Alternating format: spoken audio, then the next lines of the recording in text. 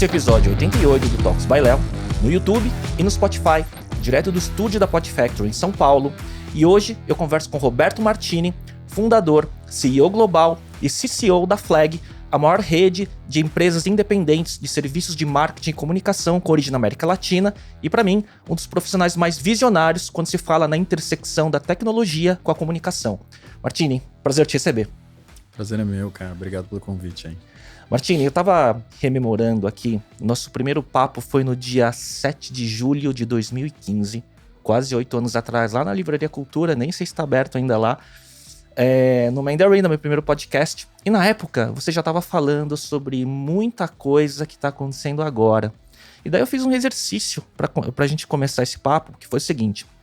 Hoje de manhã, eu abri o DALL-E, a ferramenta da OpenAI de imagens, né? E eu fiz uma query que foi a seguinte. Crie a imagem em preto e branco de um homem visionário, futurista e que é programador de computador, publicitário, fundador de uma holding de empresas de tecnologia e comunicação e ganhou prêmios e reconhecimento pelo seu trabalho inovador. E aí veio uma imagem, que foi essa aqui. Então, assim, a gente estava falando lá atrás, né, de AI e tudo mais, quando a gente estava falando até antes de abrir a câmera, né, antes era muito conceito e pouca aplicação, né? Quando você viu, a gente tá num hype, né, de ChatGPT, as ferramentas de OpenAI, né? Quando você brincou pela primeira vez com essas ferramentas novas, você ficou surpreso? Algo te surpreendeu ou você já estava muito esperando e acostumado com tudo isso? Bom, eu acho que assim, sim, surpreende a velocidade que isso tem chegado na mão das pessoas. Eu acho que essa é a surpresa, assim. Porque o conceito, ele tá sendo debatido e difundido há muitos anos. Inclusive, a gente mesmo na Flag, eu mesmo experimentei, fiz vários projetos com AI e com criação generativa também no passado. Então, já tinha tocado um pouco e sentido um pouco essa energia, né? Da potência e da onde essa coisa vai chegar. Mas a velocidade que isso que tem chego nas pessoas é muito assustador até, né? Porque no final, esse tipo de tecnologia, ela gera uma transformação que, se a gente não preparar e não estruturar, ela gera um perigo ao mesmo tempo, né? Porque é muita coisa nova ao mesmo tempo e que, de fato, substitui coisas que a gente estava fazendo antes, né? E sem a gente desenhar esses processos de transição, né, do lugar que estava para o lugar que vai, isso coloca muita gente em risco, né? Então é muito perigoso ao mesmo tempo que é excitante e ao mesmo tempo muito perigoso. E, assim, o que aconteceu agora, acho que com DALL-E e agora com o ChatGPT que a gente viu, e agora a ChatGPT abrindo o API, e a gente vendo essa série de ferramentas, que aí a gente vê as ferramentas criando interfaces específicas para funções específicas, aí também já com estruturas claras de usabilidade, para que um usuário comum consiga conversar, porque quando tu entra, até mesmo no ChatGPT, DALL-E nem se fala, mas no ChatGPT que a interface ainda é muito, claro, é um texto e tal, mas mesmo assim é uma coisa que ainda aparece para poucos, assim, né? Tipo, a estrutura. Ou para alguém que tem um pouco mais de conhecimento de como interagir com sistemas de informação. E agora vem essa camada de interface, de usabilidade. O que vai acontecer agora, assim, eu acho que assim, esse próximo semestre, cara, vai ser... todo dia aparece uma ferramenta nova. Vai ser muito violento. Então, assim, tem muitas funções que a gente já tá vendo, né? Então, eu tava numa reunião de uma das empresas da Flag, que é uma das empresas que, assim, eu não esperaria que estaria usando já a ferramenta, e é uma empresa que produz conteúdo, e que ela já falou que estava usando já a ChatGPT para fazer a programação de pauta do podcast que eles estão produzindo. E para mim foi uma surpresa vir dessa turma, que não é uma turma que tão né, quando não olha para tecnologia no nível mais high, assim, né? Tipo, sim, se interage com tecnologia, mas não tá ali, não é um assunto no dia a dia. E eles trazendo para a conversa que a gente estava tendo estratégica, que já estavam usando e tal, isso já estava facilitando muito o dia a dia. Enfim, então eu acho que é mais nesse sentido, assim, que eu senti essa última essa última iteração que a gente teve dessas tecnologias. Né? E você falou uma coisa curiosa que eu não esperaria você falar, que é a velocidade que isso está vindo versus o quanto será que a gente está preparado e com a proteção ou a governança certa para lidar com essa tecnologia que pode ajudar muita gente, mas pode também cortar oportunidades, né? Você acha que quando a gente fala de governança, processo regulatório, você acha que isso deve ser visto rapidamente em relação à AI? Sim, totalmente. O ponto é que o desafio é que quem vai fazer, né? Então ela se desenvolve mais rápido que a nossa capacidade de interpretar o perigo que isso é para a sociedade, né? Só que, enfim, tem várias discussões, né? E vários grupos independentes também que começam a tomar papéis mais importantes, né? Agora tem aquela discussão até nos Estados Unidos sobre regulação de cripto, que o próprio governo está dizendo assim, cara, eu acho que eu não sou capaz de regular, né? Então tem que trazer outros grupos independentes e outras áreas mais independentes do governo até para conseguir ajudar a regular, enfim. Mas é bem difícil esse assunto. Mas de fato, assim, agora a gente entrou numa aceleração exponencial dessa tecnologia, que aí a gente entra na tecnologia que é capaz de fato criar e multiplicar a própria tecnologia, que não tem jeito, entendeu? Vai ter impacto e o impacto vai ser forte, né? Então, eu acho que, assim, regulação é importante, apesar de saber da dificuldade. Aqui no Brasil a gente até teve, né, no passado, quando a gente estava falando de internet, o Marco Civil da internet brasileira é até um dos mais importantes do mundo, assim, foi referência, né? Tem pessoas interessantes aqui no Brasil, como o Ronaldo Lemos também, que é um cara, né, um super, enfim, um estudioso, ao mesmo tempo um cara que está no mercado, um cara que tem sensibilidade com esses assuntos e já participou enfim, faz hoje parte de board do Facebook, faz parte de um board do Facebook também, o Facebook agora é Meta, de um do Spotify também, global. Então, assim, tem pessoas importantes aqui que poderiam nos auxiliar olhando para cá, mas é muito difícil pensar isso num nível global, né? Sim. E hoje, geografia só não é algo que consegue, né? Porque não detém nada. Não detém, então vai ser difícil, né? Se um país regular demais, ele acaba ficando fora de um jogo e ficando muito distante do que os outros países estão fazendo. Então, é o que acontece em cripto, né? Um país regula demais, quando vê o outro país libera, tipo, as empresas se movem para lá, aquele país se acelera em tecnologia, enfim. É que tecnologia opera numa outra camada, né? Que transcende localização e tudo mais, né? É que hoje é onde a cultura opera, né? Quando o cara... Que foi essas loucuras que a gente viu nesses últimos anos. O cara quer fechar um país, acha que botar um muro num país ele consegue fechar. O outro quer sair né? O cara acha que sair da União Europeia vai isolar ele da União Europeia. Não vai, entendeu? Então... Não é mais assim, né? Martini, uma curiosidade minha é que assim, né? Eu tenho... meu primeiro contato com tecnologia foi com o Apple II, programando em BASIC, né? Isso lá atrás. E mesmo para mim, quando eu vi o ChatGPT, eu fiquei surpreso, assim como você, né? Qual é a tua primeira memória de contato com tecnologia? Cara, eu acho que a primeira é o fio desencapado do telejogo.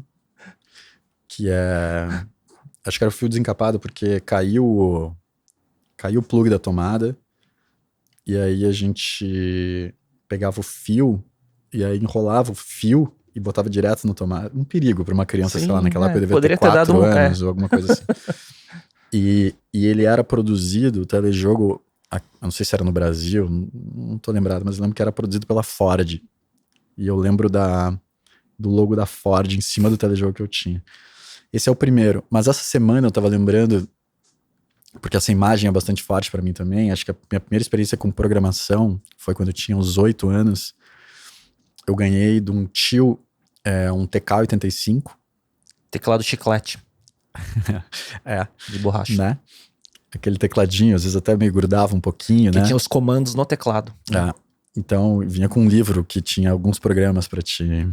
Mas enfim, eu ganhei um TK-85, meu tio Gerson, que já faleceu, mas ele me deu um TK-85 e no TK-85, claro, tu ligava numa TV, era uma TV de tubo, né? Então, enfim, aquela imagem da TV de tubo, ligado no TK-85, e para gravar os programas tinha que ter um gravador, né? E o gravador que eu usava era o meu pequeno Gradiente da minha irmã, né? Então, Colorido, né? colorido e tal. Então, e até assim, essa imagem é bonita, né? De um TK-85 do lado do meu pequeno Gradiente, porque o meu pequeno Gradiente é todo colorido, enfim. Nem Então, Stranger Things faz uma imagem como essa. Essa imagem é bonita, né? Interessante, né? Então, acho que essa imagem forte, mas eu acho que o primeiro contato foi no videogame, né? Porque minha mãe também era gamer e tal, então, gamer no sentido, a gente jogava muito videogame, né? Mas teve todos os videogames acho que eu tive todos os videogames que tinham até eu parar de comprar. Agora comecei de novo, vai. E, Martini, e daí você tá sempre, né, por conta disso, de olhar tecnologia, você tem um olhar sobre design e criação, né? Você sempre teve antecipando, né, esse universo da intersecção desses dois mundos, lá atrás já empreendendo, né, desde a AG2, uma das primeiras agências digitais, entre aspas, né, como a gente chamava lá no passado, né? E hoje você comanda, né, uma organização que a gente estava até falando antes de abrir a câmera, né, que ele é um ecossistema, né, de vários negócios e soluções, que é a Flag, que se desenvolveu a partir de um embrião inicial que foi a Cubo CC, não é? Que foi seu primeiro negócio que deu origem a tudo isso, né? Cara, como que foi essa evolução desse ecossistema todo? Você tinha essa visão lá atrás ou a coisa foi acontecendo à medida que você foi identificando as oportunidades e os desafios do cenário e do ecossistema de comunicação? Eu acho que assim, quando a G2, ela nasceu quando eu tinha 16 para 17 anos, depois a Cubo, ela nasceu quando eu tinha 23, talvez. Então, a Cubo, ela já nasceu na época com um discurso que era: eu não sou digital, eu me brifa teu problema e eu trago o que eu tenho de conhecimento com comunicação e tecnologia para tentar resolver. Então, assim, eu não quero que tu diga, não quero que ser caracterizado como digital. Obviamente, digital já era muito mais a minha natureza, porque eu já nasci nesse lugar. Comecei a trabalhar com internet quando eu tinha 14 anos de idade, vi toda a internet, não era comercial ainda, trabalhei num provedor de internet, então, assim, vi essas coisas. Então, digital é muito minha natureza de expressão, mas não era... Eu já sabia que eu não podia me restringir. Se eu quero resolver algum problema de business, eu não posso me restringir a um meio para entregar, então eu tinha uma visão um pouco mais horizontal. Depois a Cubo, ela foi rápido, a Cubo começou a dar bastante certo, rapidinho, acho que porque é essa mistura meio de tecnologia, design, com uma coisa meio agressiva de solução, de business, assim, que a gente teve. E aí começou a trabalhar, enfim, no Unilever era o primeiro cliente, a gente começou a trabalhar em vários países do mundo com o Unilever, e depois Google, Samsung, e foi indo. E aí a gente acabou vendendo uma parte para um grupo de comunicação internacional que era a gente já estava trabalhando para vários lugares do mundo, e aí a gente acabou vendendo o grupo internacional para me ajudar nesse processo de internacionalizar esse negócio, que eu não tinha experiência na internacionalização. E eu também sentia que, pessoalmente, eu acho que não só no business também, né? Tipo, o meu jeito de aprender foi sempre fazendo também. Então, para o meu desenvolvimento pessoal também, tipo, ir para uma outra dimensão de relações também, e aí começar a me relacionar com gente que está construindo negócios que são fora do país, que já são negócios de impacto global e tal, também era interessante para o meu desenvolvimento pessoal. Então, essa venda da Cubo tinha essa ambição de levar, de criar infraestrutura para ela melhor, para suportar os nossos clientes que a gente já tinha aqui fora, né? E ao mesmo tempo para mim me desenvolver como um líder também, né? E logo assim, tipo, no final do primeiro ano, eles me convidaram a Interpublic me convidou para um evento que eles chamavam de Leaders Forum, que trabalhava com o CEO da Interpublic durante acho que era uma semana, trabalhava com o CEO da Interpublic para tentar visualizar o que seria o futuro da Interpublic, né? Então pegava, acho que entre 20 e 30 pessoas ali, tipo, de diversos países diferentes. Então líderes que eles escolhiam de alguma forma, ficavam sentados e tipo assim, cara, ó, o contexto é esse.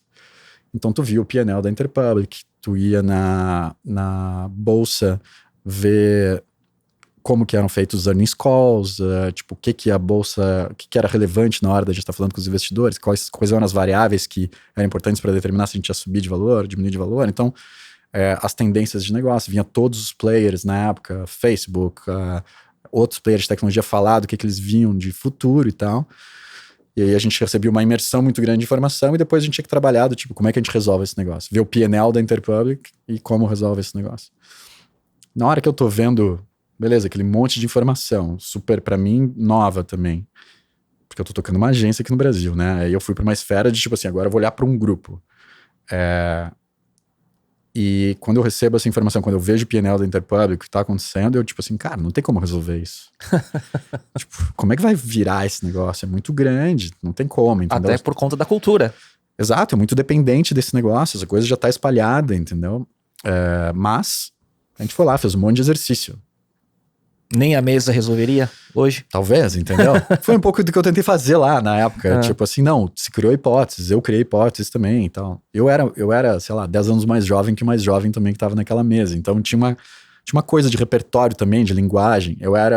Tinha um perfil um pouco diferente, porque meu background é tecnologia, a galera geralmente vem da comunicação naturalmente. Meu background é tecnologia com paixão por design, que foi isso que eu escolhi, e caí na comunicação meio por acaso, porque ela me sugou isso que eu tinha, né? E a galera vem mais da comunicação. Eu tava fazendo também... tinha aqueles grupos de Singularity University no início, então, tipo, tinha uma visão meio diferente mesmo, né? Aprendendo matemática exponencial, essas coisas. E aí, simulei algumas hipóteses ali.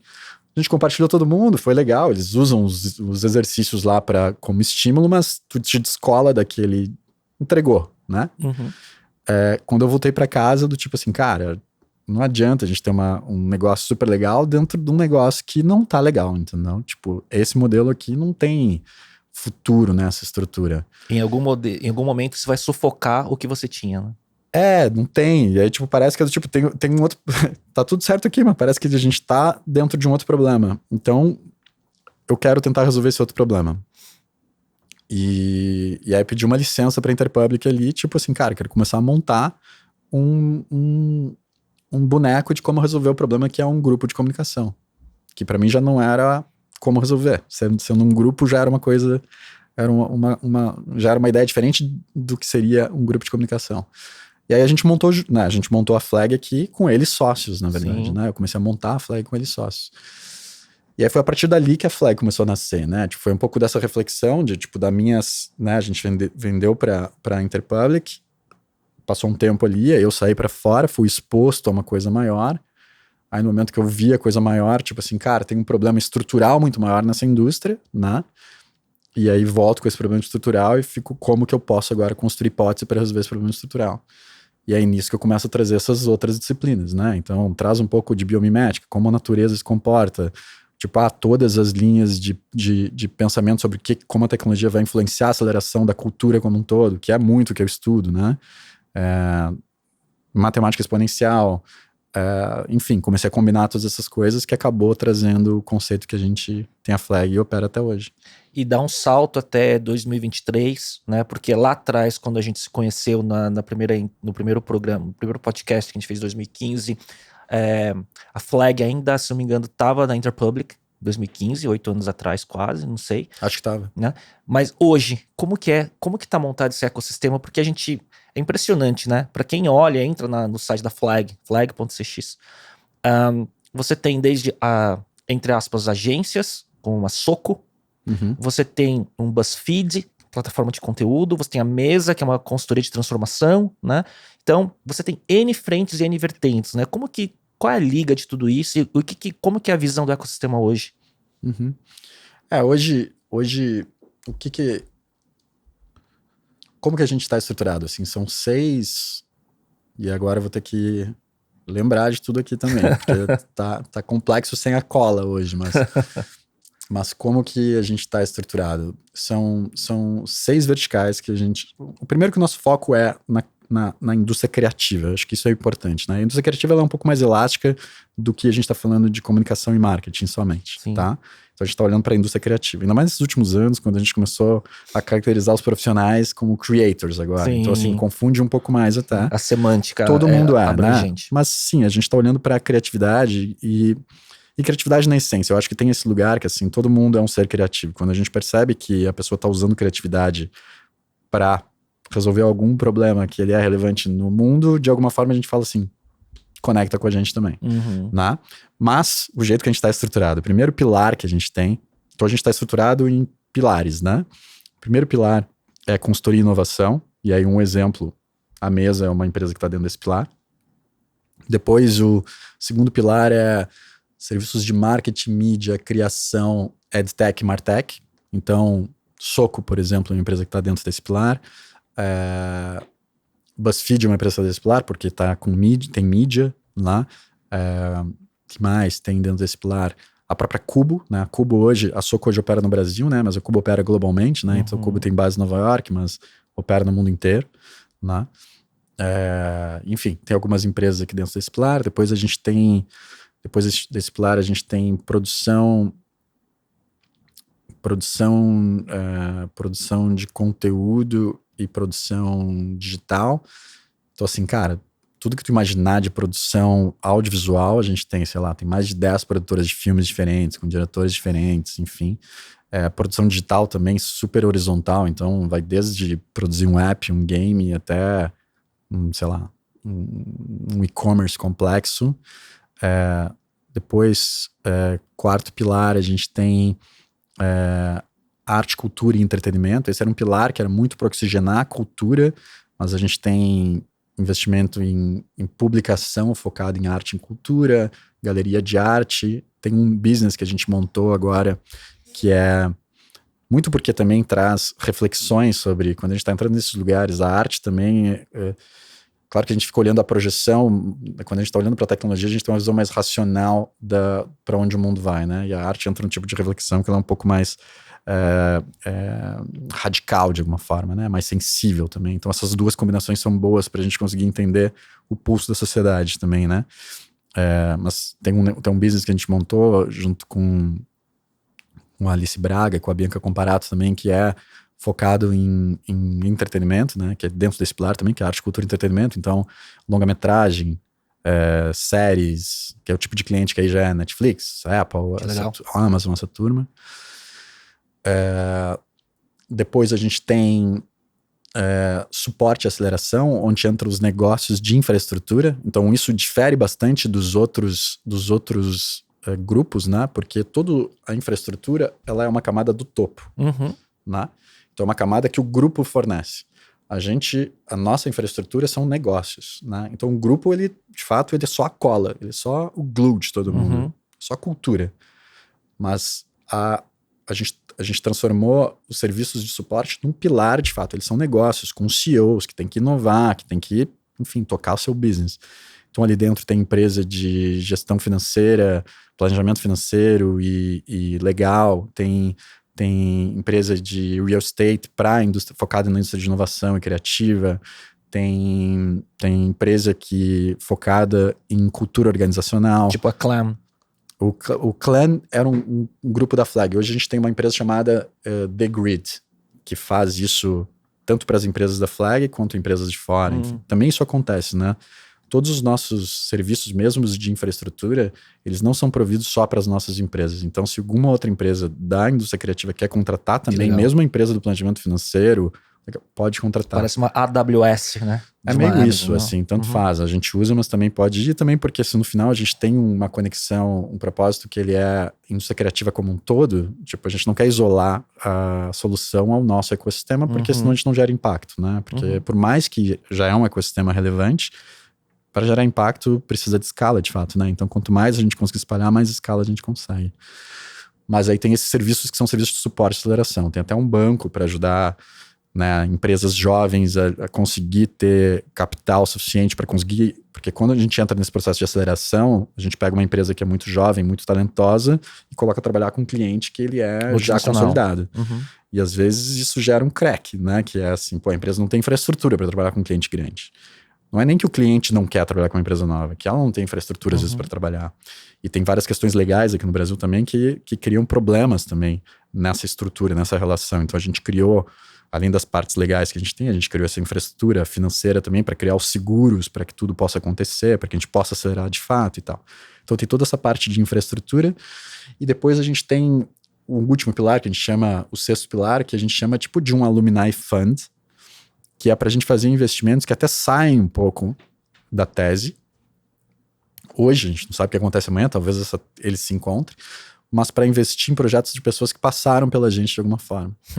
Então, porque a gente gosta dessas pessoas, porque de alguma forma a gente está olhando para essas pessoas e faz sentido o que elas estão fazendo, porque a gente quer ter essas pessoas por perto também, e porque a gente quer fazer coisas que a gente gosta também, se diverte também e traz uma energia legal para todo mundo também. Então a gente também tem esse Alumni Fund, que é se a pessoa já trabalhou na Flag, se já participou dos cursos que a gente dava no passado, se faz parte do nosso ecossistema até estendido, que a gente chama, porque tem as empresas e as pessoas que trabalham no nosso ecossistema, mas também tem os fornecedores, os amigos, as pessoas que convivem com a gente.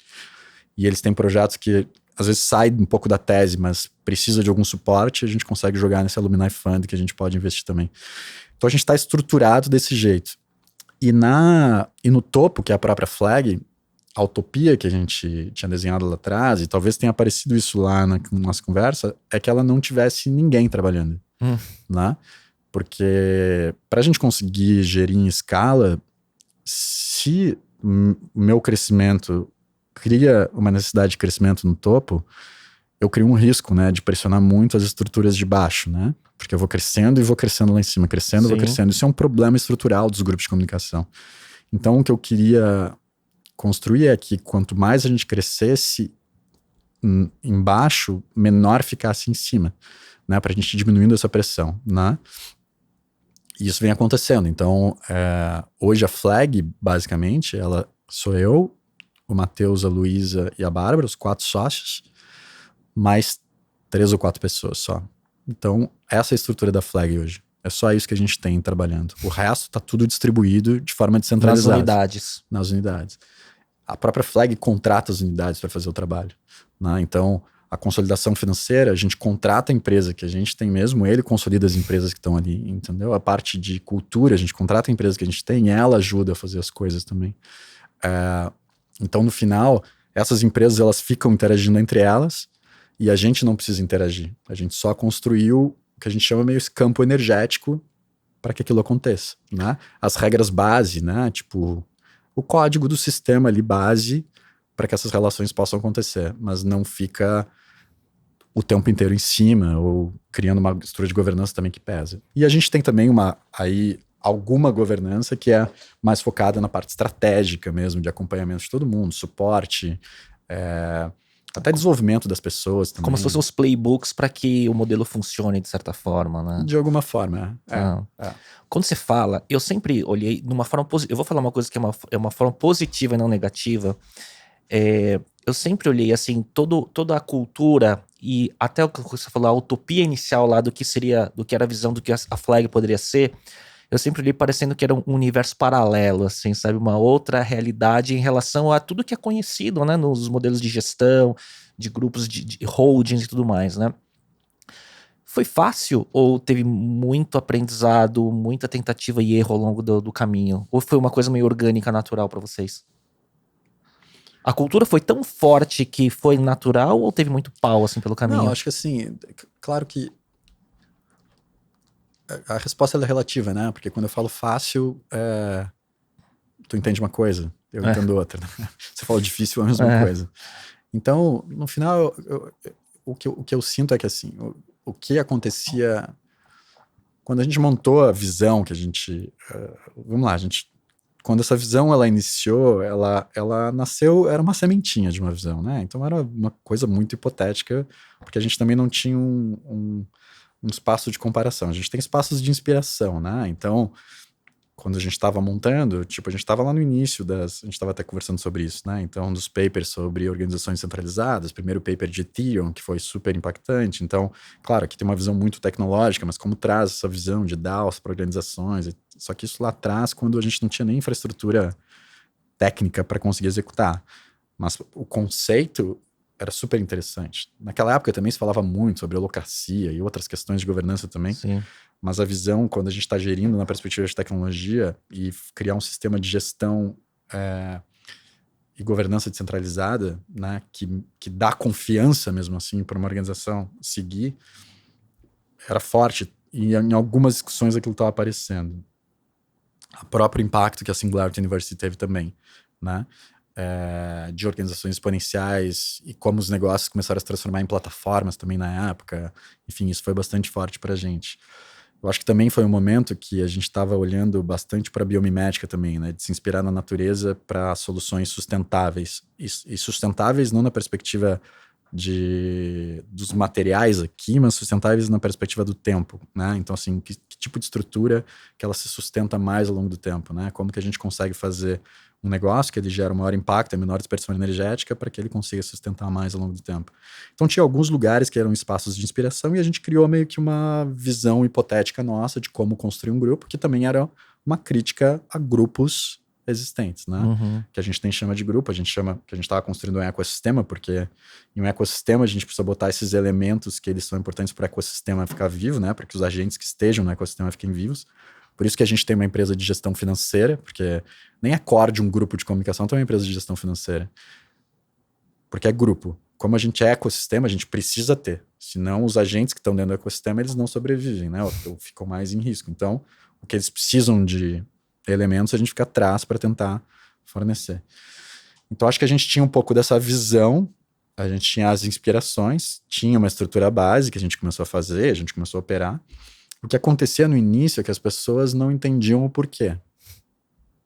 E era meio difícil de explicar, então era tudo meio confuso, assim, as pessoas achavam que era meio que tudo a mesma coisa. Eu também criei um sistema meio templatizado, assim, para criar a organização. Então a gente separou, mas lá no início da Flag, assim, as marcas eram meio parecidas, era meio um template porque era o jeito de replicar. Então eu comecei com uma empresa que era Cubo e fatiei ela em 4. Agora vão ser 4 empresas. Depois dessas 4 empresas viraram 12 empresas. Depois dessas 12 empresas viraram não sei quantas. Então para fazer isso de um jeito escalável, a gente criou um sistema para escalar, para uma organização nova nascer e ela começar a operar, né? E era natural que ao longo do tempo essas empresas, no momento que elas começam a se desenvolver, suas lideranças começam a se desenvolver, elas começam a ter mais personalidade, mais independência, mais isso. Então elas começam a mudar a marca, elas começam... Só que a gente criou um ponto de partida para que todo mundo pudesse fazer, que era tipo um baseline, que o cara já tinha um baseline que já começava mais alto, né? Só que no início ninguém entendia muito o que era isso. O que eu sinto hoje, e assim, claro que fácil não dá para dizer que é, né? Tipo... Não tem como afirmar, muito trabalho. Acho que, enfim, as relações entre as pessoas também. A gente sempre teve num mercado, uma posição no mercado que era de muita gente jovem, aqui no Brasil, que é um espaço carente de recurso. Quando a gente está falando sobre essas novas tecnologias, né? Tipo, imagina, a gente sempre foi uma empresa que estava posicionada no cenário global, assim, né? Tipo, pega Cubo, assim, ela estava no topo global de nível de solução. Então a gente formava gente muito jovem, que tinha um nível de qualidade, que podia trabalhar em qualquer mercado. Então a gente teve muito assédio nessas pessoas, então a gente perdeu muitas pessoas. Você formou muita gente boa, né? Muita gente. Tipo, hoje minha turma tá tocando assim, cara, sei lá, design de Google, de Airbnb, de Facebook, de Spotify, de tipo assim... um monte de lugar, um monte de gente muito grande, porque a gente teve uma turma muito forte no momento, aqui no Brasil, que é um lugar talentoso, e a gente tinha um tipo de trabalho de exportação global. Então teve muito assédio, segurar essa turma foi difícil, e a cultura ajudou muito, mas também a gente teve que sacrificar muita coisa para fazer isso, mas a gente tinha certeza que era assim, cara, se a gente conseguir segurar essa turma com essa modelagem, cara, não tem como esse negócio dar errado, entendeu? Porque, tipo, é uma indústria meio baseada em pessoas e talentos e, tipo, a gente tá empreendendo, entendeu? Então, assim, ponto. O resto vamos se adaptando. Claro, tem uma visão que eu acho que é uma visão que ela é interessante, pensando, ela parece estar mais preparada e eu acho que é isso que a gente começou a provar, acho que a nossa estrutura, ela esteve mais preparada para as coisas que viriam a acontecer e que hoje estão acontecendo. Como tu falou também, muita coisa que se falava lá parece que é o que está acontecendo hoje. E eu acho que a gente estava um pouco mais preparado para todas essas mudanças. E foi fato isso em alguns momentos que as coisas entraram muito críticas. A gente estava assim, cara, esses caras já estavam preparados. Né? Quando entrou pandemia, enfim, tipo assim, imagina, nossa estrutura descentralizada, pô, o impacto foi muito menor, né? Tipo, imagina um cara com uma estrutura centralizada. Sim. Muito difícil, né? A gente também já tinha cultura, já trabalhava todo mundo online, todo mundo em rede, Já tinha sistemas que integrava todo mundo. O modelo operacional ajudou quando ninguém tinha isso, né? Não tinha. Então, assim, a gente teve... era, obviamente, uma visão que a gente colocou em prática, também um pouco de sorte, obviamente, mas a gente estava muito mais preparado de alguma forma. Então, acho que o modelo que a gente construiu estava mais preparado para essas mudanças. Mas enfim, acho que a tua pergunta estava na evolução da Flag, né, para chegar nos dias de hoje, né? Mas eu acho que é isso, assim, tipo, essa inspiração que acaba virando uma estrutura, não tava as coisas totalmente desenhadas, a gente foi se adaptando um pouco ao tempo, continua se adaptando. Mas enfim, acho que a gente acabou criando uma estrutura que é mais preparada para o tempo presente mesmo. Essa é um pouco da minha sensação. Como que você vê, e o seu papel, né, de lá atrás, né, ter começado como um CEO de uma operação, que era Cubo, depois a Flag foi crescendo. Como que seu papel foi mudando ao longo do tempo? E quais foram os seus desafios de crescimento, de skills? O que você teve que melhorar para conseguir suportar também toda essa visão? Bom, acho que assim, meu trabalho ele sempre foi um trabalho de produto primeiro, né? Então, assim, meu background na tecnologia, tipo, eu era programador, né? Depois o design, acabou sendo diretor de design e direção de arte. Mas eu era o cara que estava sempre representando e tocando os business na frente. Então eu era o cara que fazia o planejamento também e tocava o negócio, quando a coisa era pequena, né? Depois a coisa começou a se distribuir um pouco e, de fato, eu fiquei com a coisa, minha responsabilidade, eu trouxe outras pessoas e fiquei com a responsabilidade muito de tocar as áreas, tocar a organização e tocar as áreas criativas e de execução, de produção, né? A qualidade da produção e determinar o que vai, que não vai para o ar e dirigir, contratar esses times. Então eu sempre tive muito ligado ao produto, né? A visão na frente e ao produto aqui. Eu acho que essa foi sempre... Essa é ainda uma filosofia da Flag no geral, assim, né? Tipo, as coisas que a gente traz para dentro, coisas que têm produtos muito fortes, né? Então, é uma visão de valor de produto que a gente tem. O que aconteceu, acho que por causa da velocidade do impacto que a gente teve, acabou criando comigo uma força, até uma centralização bastante grande do negócio, né? Então, claro, hoje eu tô mais afastado, né? Mas tu tava aqui sei lá, 10, 15 anos atrás também, e tu lembra que eu era muito ativo, muito forte. Era tipo, a figura pública, né? do business, né? E aí no momento que eu preciso criar um ecossistema que eu saio do produto para governança e olhar para o todo, eu deixo do meu lado alguma coisa para mim brincar, então eu continuo cuidando do design, tecnologia das coisas da Flag e ajudo as empresas, às vezes, quando elas querem se posicionar, fazer as marcas, eu faço isso quase como um hobby, né? Quando meu trabalho é governança. Só que eu tive que sair muito da frente, porque eu era muito forte como presença. Então eu tive que ir me afastando, me apagando um pouco, para que outros líderes pudessem intencionalmente. crescer. Intencionalmente. Então eu tive que ir saindo do stage. Porque senão, até para as pessoas crescerem, eu começava a atrapalhar ao invés de ajudar. Ser uma sombra atrás da pessoa. Exato. Então, vou saindo. E num business de serviços, de comunicação, marketing criativo, que é muito personificado em pessoas. E o mercado olha para pessoas como o salvador da pátria ou a pessoa que resolve tudo, não é?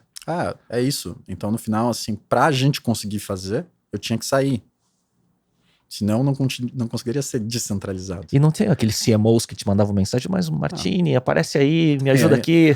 Ainda tem, mas o ponto é, cada vez menos. Uhum. Mas se o conceito é descentralizado, e a figura é centralizadora... É um paradoxo. Né? Então, claro que isso me gerou muitos impactos pessoais, mentais, um monte de coisa, né? Porque, tipo assim, é a única coisa que eu sei fazer.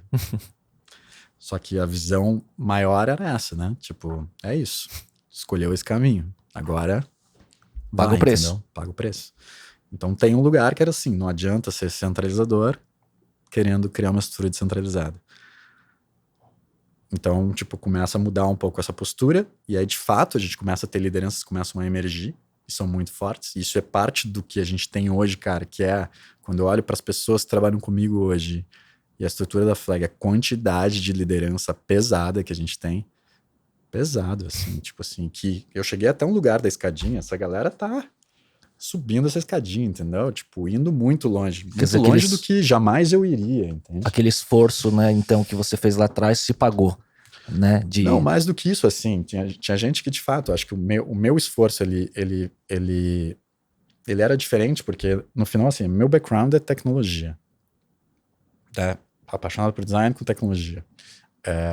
Tem pessoas que são especializadas nisso que a gente está fazendo, entendeu? Eu era um metido nesse lugar, então eu tinha que fazer um nível de esforço diferente para conseguir aprender, para conseguir jogar e tal. Eu não sou ruim, então eu consigo aprender rápido, então nunca foi um problema. E eu consigo entregar um produto, né? Me deixa estudar uma coisa algumas horas, eu vou lá e consigo Porque o fazer. programador, por origem, ele é um autodidata. Engenharia reversa, né, cara? Pega um negócio, desmonta e depois monta de novo e a gente aprendeu, né? Então, e tenho sensibilidade com qualidade de produto, com essas coisas, então eu consigo fazer. Mas tem gente que é nata, né, cara? Que nasce com essas coisas ou que estudou essas coisas. Então, para a gente conseguir ir mais longe, de fato, precisa entrar. Eu sou mais um generalista nesse lugar, né? Então, às vezes eu preciso trabalhar, que é o que acontecia comigo, eu preciso trabalhar 16 horas para resolver um problema, quando um cara que sabe fazer isso, né, Foram em fazendo 4. 4 horas, né?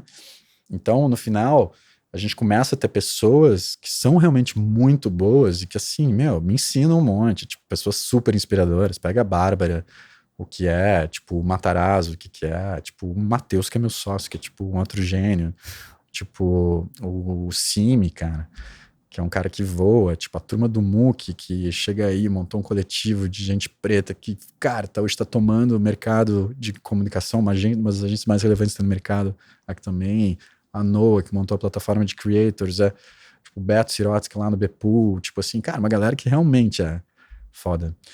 E são focados, né? E eu tinha essa coisa que era meio tentando, né, meio generalista. Então, eu tive que fazer esse movimento mesmo, né, de sair um pouco e usar a estrutura de centralizar ao invés de centralizar. E aí essa é a minha mudança nesses últimos tempos, né? Então, sim, apaga um pouco, né? Mas esse é o jogo e tá tudo bem também, né? Aos poucos tu vai aprendendo a lidar com outra coisa que eu não tinha lidado também, né? Você falou assim, eu brinco com algumas coisas lá pra né, exercitar o lado criativo, pra falar pro pessoal que tá assistindo. Quando o Martins chegou, ele viu o background aqui, ele falou, dá pra fazer preto e branco? Dá pra fazer preto e branco. A primeira vez que eu mudei aqui, né? E uma coisa legal também que você falou, você falou do Matarazzo, né, meu? Eu lembro lá de trás, começo dos anos 2000, Matarazzo com a Gringo, você começando a Cubo, né? Eram as grandes forças criativas daquele momento, né, naqueles formatos, desbravando o território da comunicação daquela fase, né? Era bem legal, né? Legal, pô, hoje a gente, assim, o Matarazzo, enfim, a gente ensaiou a trabalhar junto várias vezes, trabalhou juntos.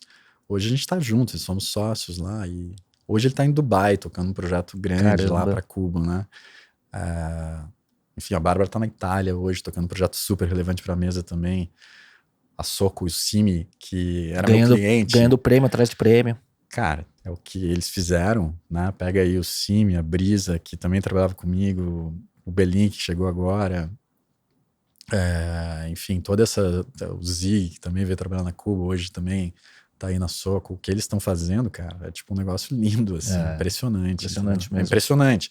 Então, assim, a gente chega até um lugar da escadinha, essa turma, quando pega, leva para outra escala. Para Entendeu? mim o que impressiona é o que eu vejo de algumas das unidades de negócio da Flag, assim, o destaque da qualidade do serviço, né?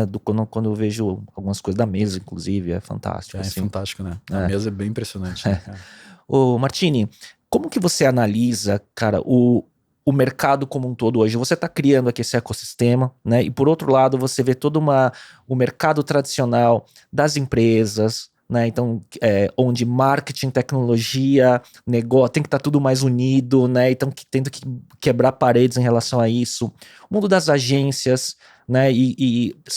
Tendo que virar meio que consultorias e consultorias virando agência. Como que você vê essa quebra de paradigmas acontecendo no mercado como um todo, tentando buscar um novo?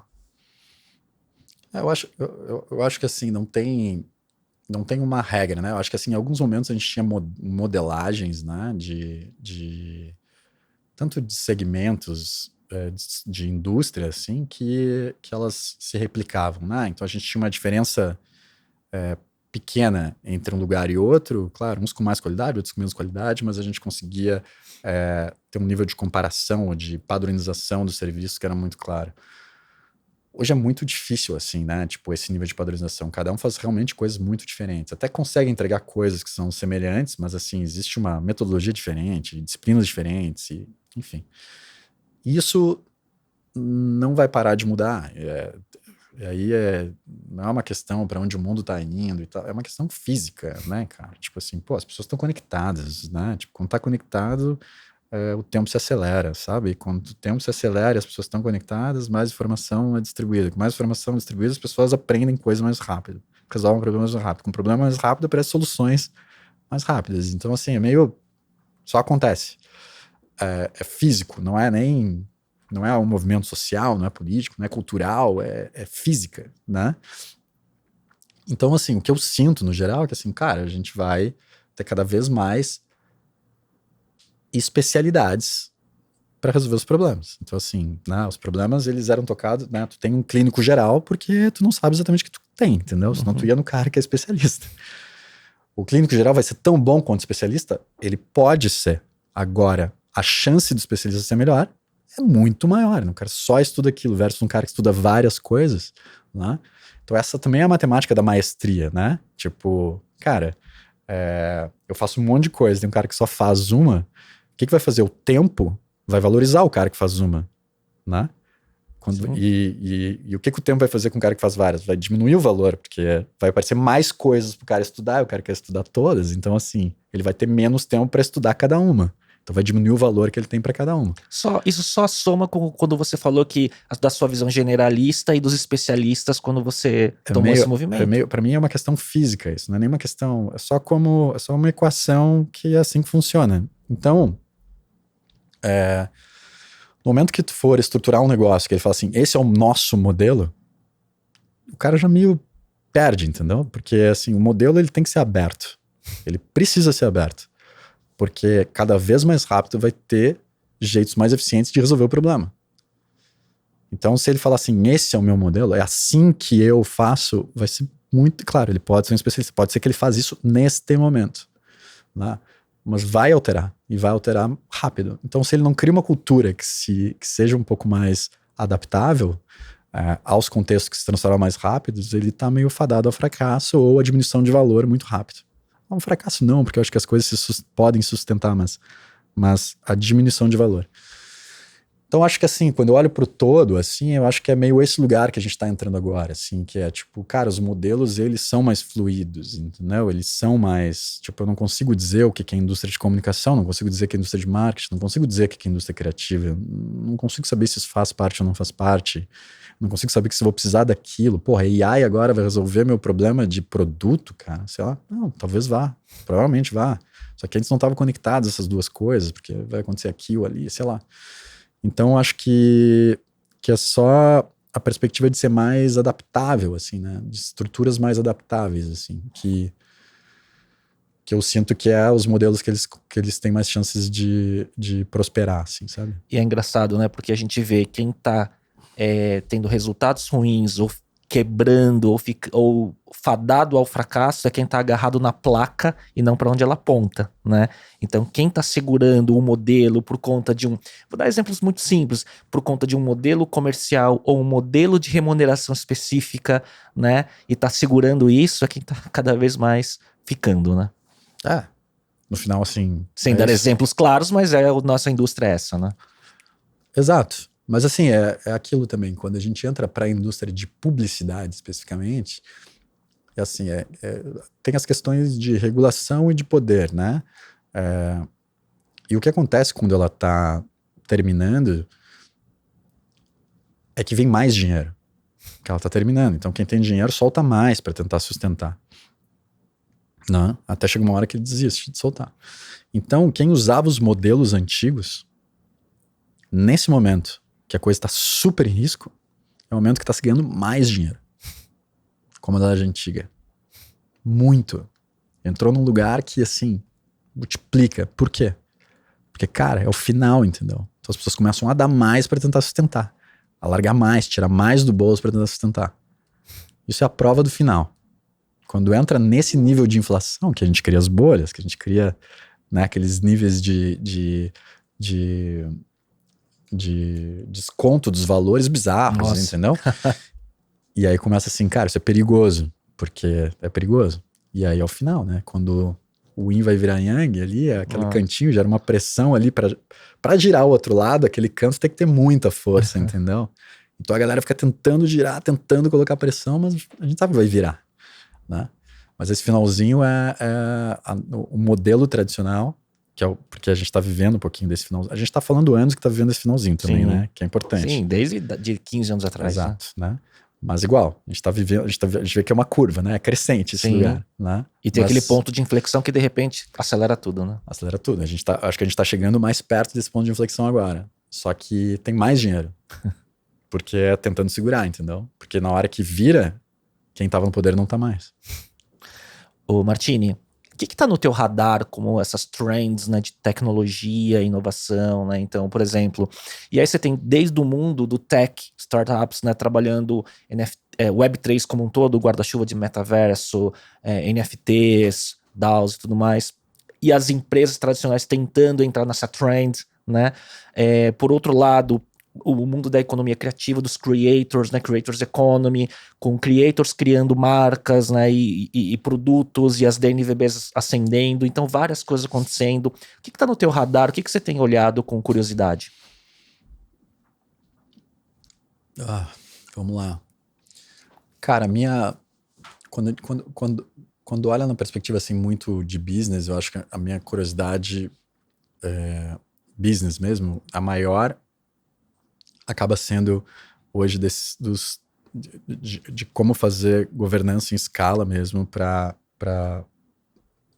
estruturas que hoje tem uma distinção de modelagens, né? Então, como trazer mais tecnologia, mais inteligência para fazer essa governança acontecer.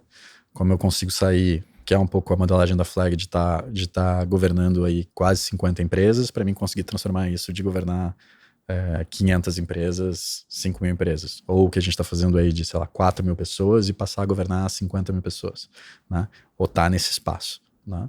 Então, acho que essa é uma perspectiva onde eu fico olhando, assim, né? Tipo, que sistema, que estrutura, como que eu consigo entregar o melhor valor nessa equação. Quando a gente entra dentro dessas verticais que a gente olha, né, o que estão acontecendo, eu não consigo enxergar, é difícil enxergar temas muito novos. O que tu consegue visualizar são formas distintas de resolver, né? E as formas distintas, eu acho que elas acontecem de duas formas. Uma é toda a tecnologia que está acontecendo agora, né? Então, assim, essa aceleração tecnológica, se a gente estiver falando de AI ou, enfim, coisas que a gente experimentou aí no passado, de criação generativa, que agora se mistura com AI e aí acaba criando esses sistemas todos. Então, em alguns lugares isso pode influenciar bastante.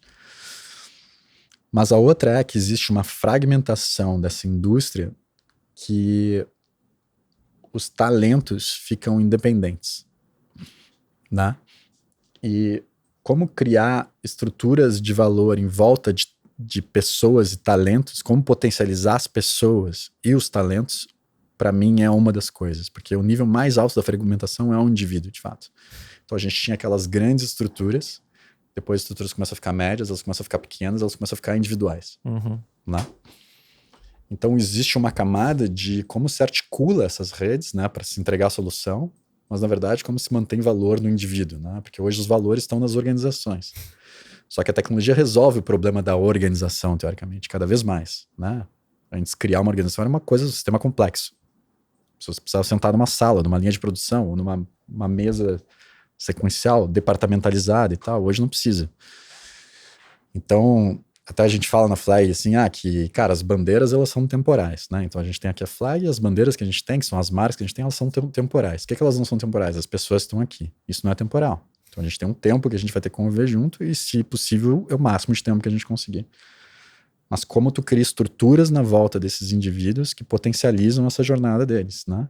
Que eles extraiam valor daquilo que eles entregam e que eles consigam construir um valor para um ecossistema. É quase como as bandeiras que antes eram organizações viram indivíduos E também. daí você tira o conceito de uma de um valor de uma empresa, porque a entrega, ou ela vai se transformando e vai se reaglutinando de outras formas, né? Ela pode ser...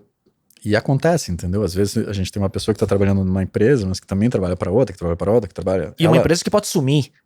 Pode sumir, elas são empresas temporais, elas são outros conceitos de organização que começam a surgir em função da gente hoje não precisar mais ficar pegado a conceitos ou caracterizações do passado, entendeu? Uhum.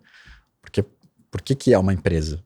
Porque tem um CNPJ? Por que tem um negócio? Por que isso? Por que Uhum. aquilo, né? A gente começou a aplicar alguns desses conceitos em alguns lugares, assim, e, cara, começa a voar, tipo, quando tu fala assim, cara, tu não precisa criar uma empresa, entendeu? Tu tá plugado aqui, tu pode oferecer teu serviço, tu pode ter uma marca, e, tipo, tem toda uma infraestrutura que resolve a tua empresa pra ti, entendeu?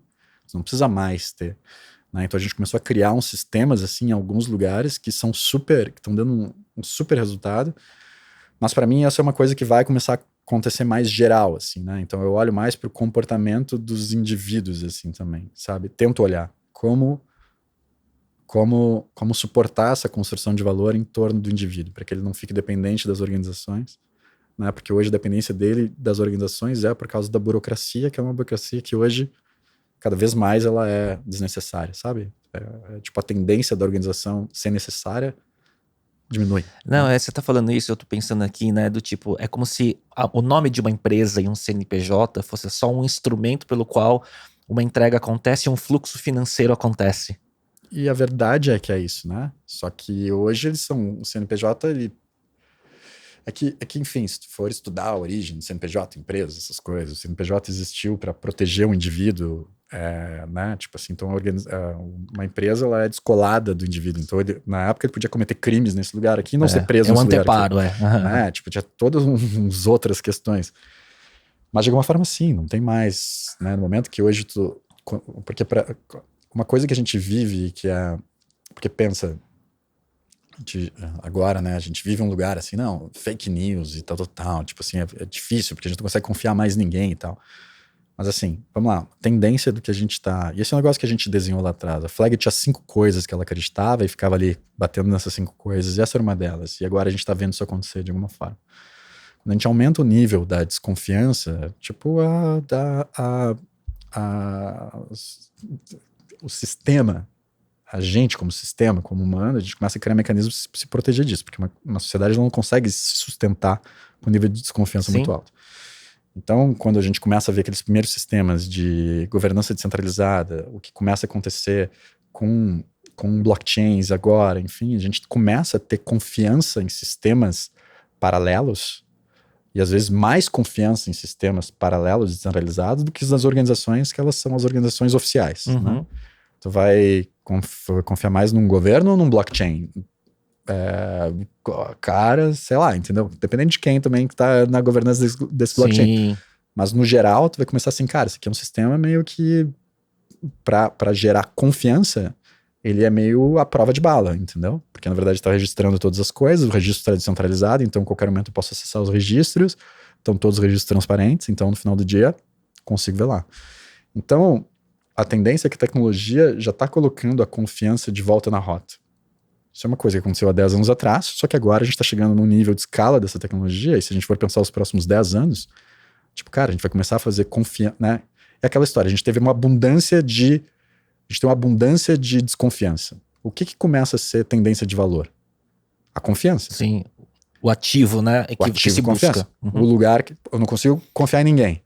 Quem é que é o cara que tem mais valor nesse jogo aqui? É o cara que tu consegue confiar, é óbvio. Só que ele é escasso, agora você pode ter escala. Oferta e demanda, entendeu? Tipo, quando a gente entra a informação... É por isso que os jornais começaram a salvar de novo, entendeu? Porque assim, não consigo entender nada.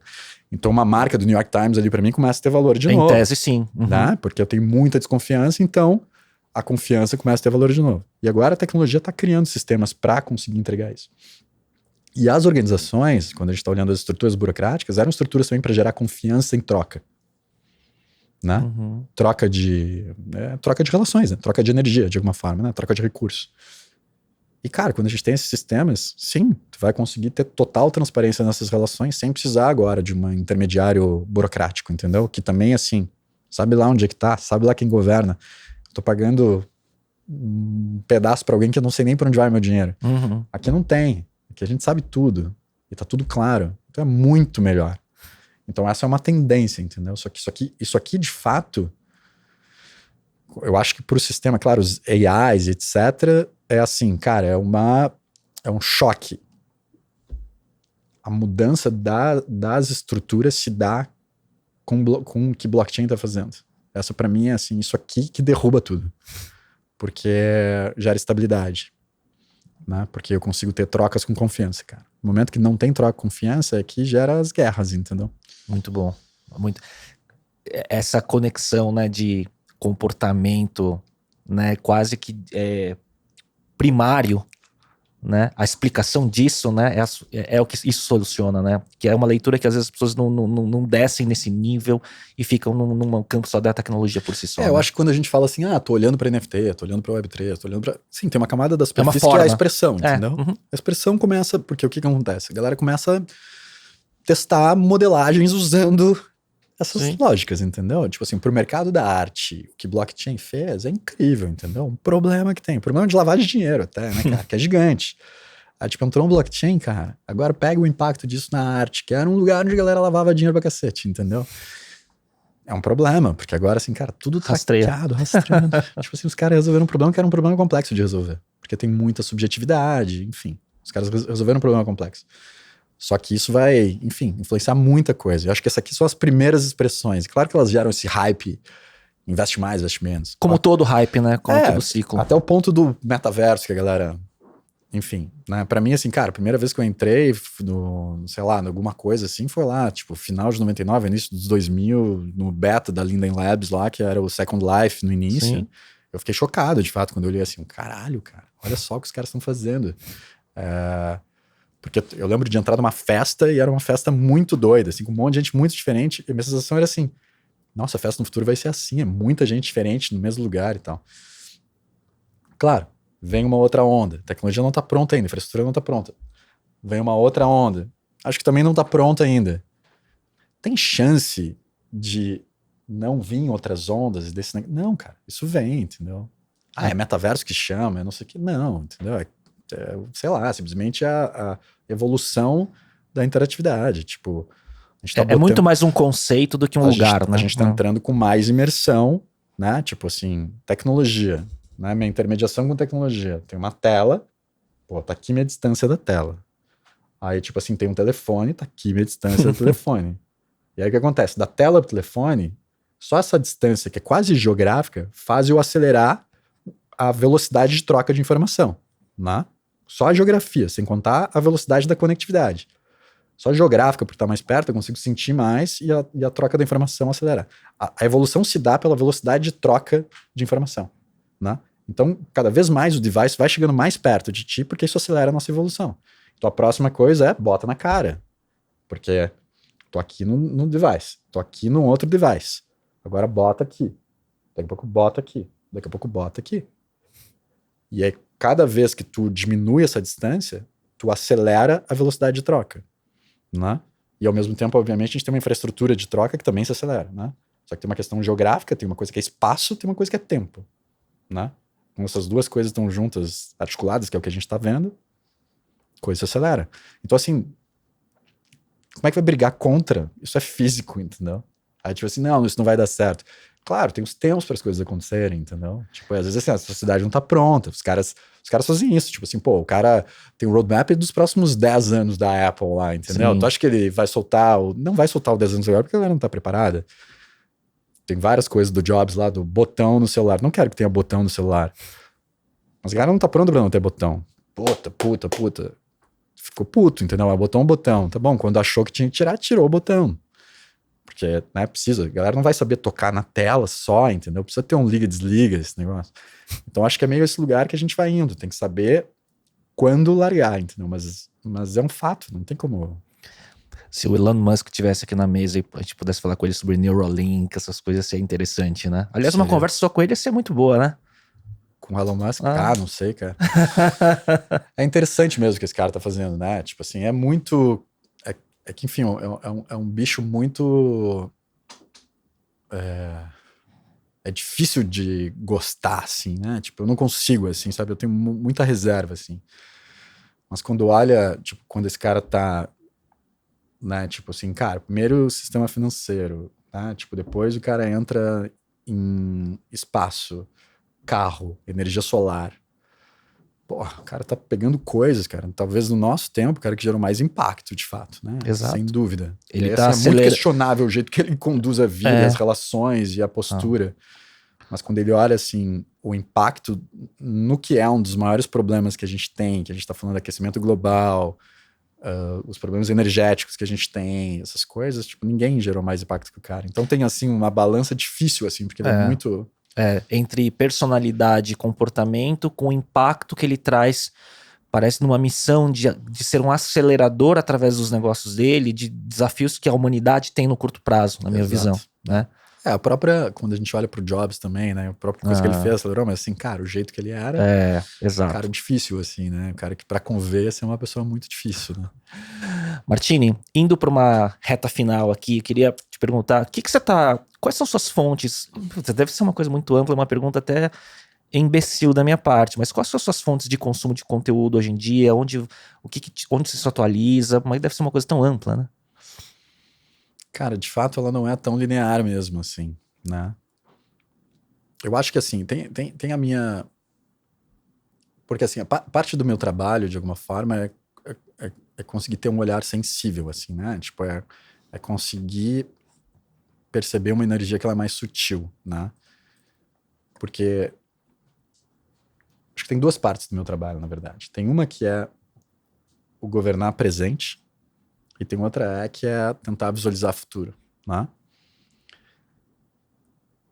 Eu sou muito mais conectado com a segunda parte, né? Tipo, porque é o que eu gosto de fazer, é o que eu gosto de conversar, enfim, onde tem as conversas filosóficas mais interessantes também, e eu adoro esse tipo de conversa. Só que para conseguir trabalhar esse lado, minha sensação é que eu tenho que ficar... Esse é o meu processo, né? Acho que cada um tem o seu, mas o meu processo é do tipo, eu conseguir entrar num estado de percepção mais expandida, assim, né? Então, assim, cara, mais sensível mesmo. É conseguir perceber aquele abalo sísmico que o radar tradicional não percebe, entendeu? O abalo mais sutil.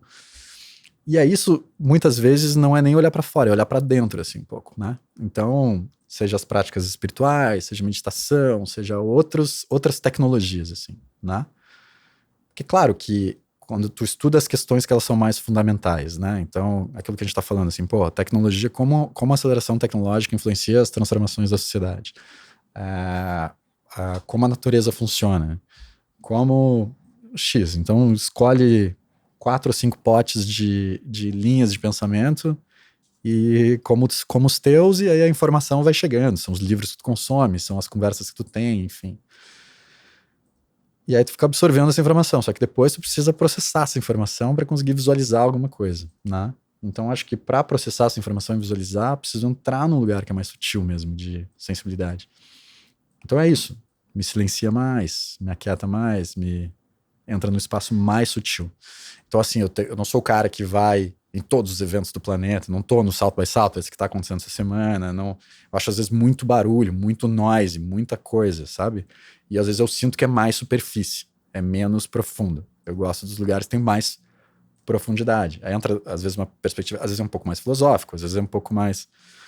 Mas, enfim, conversas um pouco mais... Não estou dizendo que é conversas superficiais, mas são coisas que estão na superfície. Eu adoro esses lugares também. Sim, entendo. Mas as coisas, elas já estão mais acontecendo. Então, para mim, isso é governança do presente. Quando a gente está agora trazendo uma empresa de Web3, isso aqui é governança do presente, não é sobre o futuro, entendeu? Não é tendência. Né? Isso aqui é uma governança de presente. Até porque você estava falando disso 8 anos atrás, de certa forma. Futuro talvez com outra semântica, mas era isso. Sim, a gente fez. A primeira música de AI do planeta a gente fez aqui no Brasil com a galera da favela aqui no Brasil, entendeu? A primeira música em AI do planeta. A gente apresentou no MIT, no evento de final de ano do MIT. Isso é criado aqui no Brasil, né? O primeiro projeto de criação generativa foi feito aqui também. A gente fez, sei lá, 2016, eu acho. Então, sim, a gente está fazendo, experimentando essas coisas. Às vezes, sim, com uma a linguagem, ela não está encapsulada num termo, né? Porque não precisou ainda, né? Não está aí para todo mundo. Agora a gente tem que falar Web3 para conseguir indexar a informação que a gente Isso. produz sobre esse assunto, senão vira um caos. Talvez não estava exatamente, mas sim. Mas enfim, o lugar para mim eu acho que é um pouco nesse espaço, assim, tipo, é muita informação, só que tem que ter um tempo de processamento para conseguir visualizar, né? Senão, não visualiza, que senão fica cuspindo superfície, entendeu? Fica meio assim, repete, né? Eu entendo o que você fala, porque, dando um exemplo, sabe que o momento de maior transformação para mim, que virou uma energia potencial que governou os meus últimos 15 anos, de tudo que eu criei, em negócio, em conteúdo e tudo mais, foi um mini sabático que eu fiz na Índia no final de 2008. Fiquei um mês num ashram meditando, acordando 5 da manhã e fazendo trabalho voluntário meditando o dia inteiro, eu e minha esposa. E virou 2008 para 2009 e eu voltei num grau de sensibilidade energética, que é difícil até de falar, porque parece que você está entrando num campo muito esotérico, né? Mas de um nível de percepção, até de quase você sentir a vibração do pensamento de outra pessoa, assim, sabe? Uhum. E tudo, e os insights de tudo que veio a ser os meus próximos 10, 15 anos, meio que foi aquele momento. Uhum. Os primeiros meses depois daquele momento traçaram meio que a pista que veio para mim adiante, né? Então um pouco por aí, né? Então quando você tá nesse campo, parece que você vai atraindo e as serendipidades vão acontecendo, Uhum. né? E você vai construindo essas que não é um planejado, algumas coisas vão acontecendo, né? Então, de certa forma, ressoa um pouco do que você falou, assim. Eu acho que de alguma forma assim mesmo. Mas é isso, acho que é um pouco é muita informação, né, cara? E também existe dimensões existe dados aqui em diferentes esferas que elas estão acontecendo, e tu tá absorvendo lendo, tu tá absorvendo escutando, mas tu tá absorvendo vivendo e caminhando e tal, e tu nem sabe, né? E aí chega uma hora que tu tem que processar esse lugar, estruturar. Eu acho que esse processamento, se a gente continua no barulho, você não consegue, entendeu? Não aprofunda nunca. Então tu precisa entrar nesse estado de sensibilidade, né? Para conseguir visualizar, conseguir estruturar. Então, para mim, tem que ser isso, assim, tipo, uma energia alta de profundidade de alguma coisa e, tipo, uma energia muito sutil para conseguir processar, né? Então, tem que achar esse equilíbrio. E para amarrar isso, nessa pergunta, antes de ir para uns bullets aqui, quais são suas ferramentas que você usa? Que tipo de ferramenta? De autoconhecimento e de processamento, como você disse. Meditação é uma delas? Sim. Acho que hoje, sim. Meditação e yoga. Na verdade, quando a gente está falando do corpo, minha vida é yoga, academia, meditação. Acho que é o lugar onde eu processo mais mesmo. Claro, aí tem alguns trabalhos espirituais, essas outras coisas que eu acho que... E outras tecnologias, sim. E acho que nesse espaço é um pouco isso. E aí, tecnologia, eu sou tipo um curioso mesmo, assim, ferramenta. Tudo que tu imaginar, eu já tenho, já comprei, já abri, já vi como é que funciona dentro. Então, pega todos esses devices, esses óculos de realidade virtual, todos. Na minha casa tem o último agora do Meta, que é esse último, o Pro que eles lançaram, enfim. Então, todas essas coisas eu sou sempre um fuçador, assim, né? Então, Desmonta. gosto de saber como funciona, gosto de mexer, gosto de construir alguma coisa para ver se eu consigo ou não. Gosto de experimentar, assim. Então, acho que fico meio nesse espaço de combinação. E acho que a outra coisa, assim, e que para mim também funciona, acho que, assim, é a relação com os meus filhos, assim, né? Porque primeiro que desmancha muito, né, das crenças, né, tipo, que tem, né, tipo assim, porque são bichinhos, cada bichinho muito diferente, né, então tipo, não existe um caminho, não existe um certo ou errado como fazer, então tem muito a ver com o bichinho ali, então tem que ajudar, né, ajudar e suportar nessas trajetórias de cada um, assim, então tu tem que entender mais sobre cada um. E tem uma coisa eu sou muito eu me conecto muito com o que é belo, assim, tipo, tem uma coisa de beleza mesmo, acho que tem uma coisa mais de estética, mas também tem uma coisa meio, quando percebe uma coisa, um movimento, um gesto, uma coisa que é bela, né? Tipo, eu tenho um pouco disso, assim. E é muito belo, né? Então aquilo inspira muito. Então quando tu consegue entregar e ver, tipo, o belo acontecendo, ou tipo, a espontaneidade, ou... Aquilo ensina muito. E também, acho que agora, assim, de novo, assim, eu já tive uma filha há um tempo atrás, né? E agora eu tô com outros 2 menores. E... Então, assim, praticamente eu tenho... A minha diferença da minha filha, primeiro, é a diferença da minha filha pros menores, quase, né? Então, eu vivo todas as gerações, de alguma forma. Isso também me oxigena, porque, assim, eu tô vendo as gerações o tempo inteiro, né? Então, assim, a minha diferença da minha mãe é a minha diferença da minha filha, que é a diferença da minha filha pros meus filhos. Então, eu tô vendo 4 gerações convivendo juntos em casa, quase, praticamente, né? Então, é bonito, porque tu tá aprendendo, né? E, de fato, assim, essa última, o que acontece, assim, a velocidade, cara, é muito impressionante. Assim, é muito impressionante. A capacidade de utilizar também ferramental, assim, é uma coisa muito diferente. Vai ser muito diferente. Quando essa turminha chegar aos seus, sei lá, 18 anos, 20 anos de idade, ou até mesmo, imagina os 30 anos, que começa a entrar no estado de produtivo e foco da sua potência, né? 28, 32 anos e tal. Cara, sei lá, entendeu? Mas então, para mim, essas coisas, esses lugares, assim, claro, tem os meus trabalhos mais de mente e corpo aqui, tem ferramentas que eu gosto de fuçar, onde eu sou curioso. Animal. Martini, eu tenho uma tradição na reta final de pergunta e resposta rápida de 5 tópicos. Vamos ver o que vem. Um hábito que te ajuda no dia a dia. Meditar. Um livro que você recomenda. Ai, cara, tem um que eu acabei de recomendar, que é Os 100 Brancos, 100 Whites. É bem legal. Um podcast, filme ou série que você tenha acompanhado e que você gostaria de recomendar.